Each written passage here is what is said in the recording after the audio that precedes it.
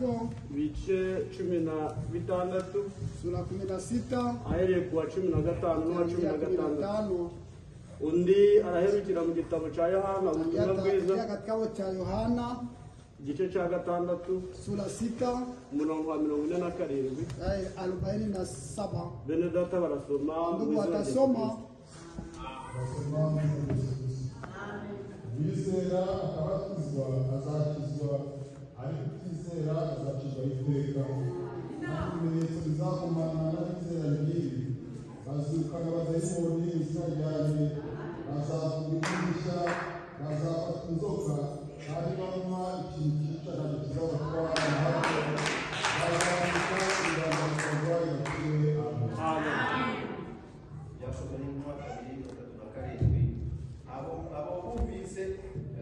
Abo bantu bumvise ibyo bibacumita mu mitima, nuko babaza Petero n'izindi ntumwa bati, bagabo bene data, mbese tugire dute?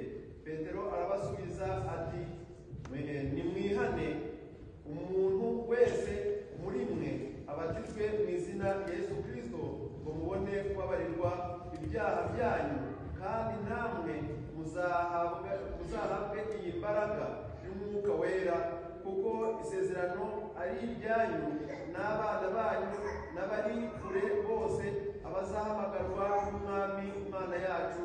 Amen. Yohana 6:4-7.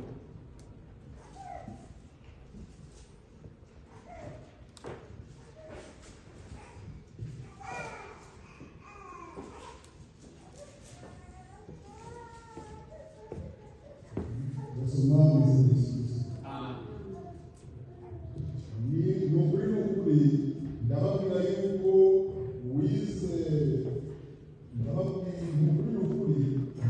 yuko uwizera ari ufite ubugingo buhoraho. Ni umutsima w'ubugingo basekuruza banyu bariraga mu manu mu butayu, nyamara barapfuye. Uyu ni wo mutsima umanuka mu ijuru kugira ngo umuntu urya ye gupfa. Ni umutsima muzima wavuye mu ijuru, umuntu narya uwo mutsima azaba iteka ryose.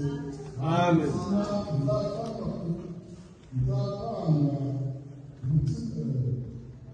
Umuntu narya uwo mutsima azabaho iteka ryose, kandi umutsima nzatanga ubw'abari mu isi, kugira ngo babone ubugingo mu mubiri wanjye. Amen. Bene data dusabe arayobora isengero. Wera Mana y'Isirayeli, kandi Mana isumba byose, ngiye guca bugufi imbere yawe tuvuga ngo izina ryawe rishyirwe hejuru none n'iteka ryose. Uravuze ngo mugende mu mahanga yose mubwirize ubutumwa bwiza, uwizera agakizwa, kandi uzamagana n'Umwami Imana kubwira ijambo wese akabatizwa azakizwa muri Yesu Kristo. Emera Mwami mushiki wacu wemeye guhitamo Umwami nk'umukiza we Yesu Kristo, umanuke ubane nawe.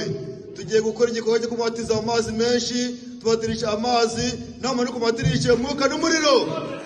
Igaragaze nk'Imana nzima, gahunda yose igengwa nawe. Mushiki wacu yapfuka imbere yawe, yikuta imbere yawe, arakwiyereka. Nawe Mwami uramuzi, ngo Mwami garuka wigaragaze, wecyure ku murimo wawe.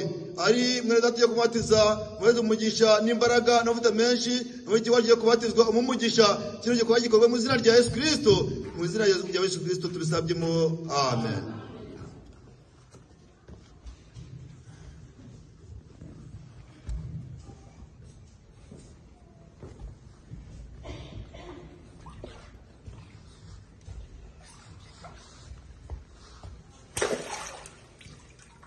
Mushiki wacu Pamela, kubwo kwizera kwe no kwemera Umwami n'Umukiza we, akemera kubatizwa mu izina rya Yesu Kristo, nanje nzamuye ukuboko mbihamya mubatiza mu izina rya Yesu Kristo.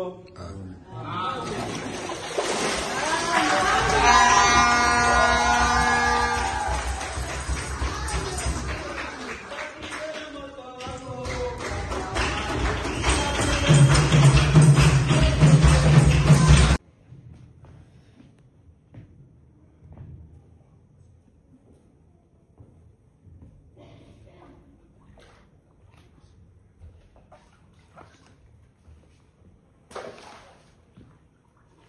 mushiki wacu Pamela kubwo kwizera kwe no kwemera umwami n'umukiza we akemera kubatizwa mu izina rya Yesu Kristo, nanje nzamuye ukuboko bihamya mubatiza mu izina rya Yesu Kristo.